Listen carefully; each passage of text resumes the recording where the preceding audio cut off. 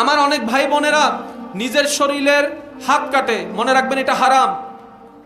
হাত আমার কিন্তু আমার নয়, পা আমার আবার আমার নয়, সারা শরীরে যা আছে তা আমার কিন্তু আবার আমার নয়। কিভাবে?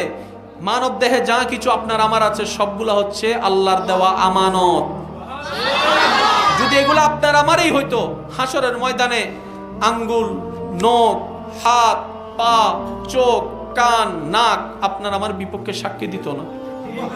হাসরের ময়দানে যদি এগুলো সাক্ষী দেয়, তার মানে এগুলো আমাদের পক্ষে নয়, আমাদের বিপক্ষে। তা আল্লাহ এগুলো দিলেন কেন?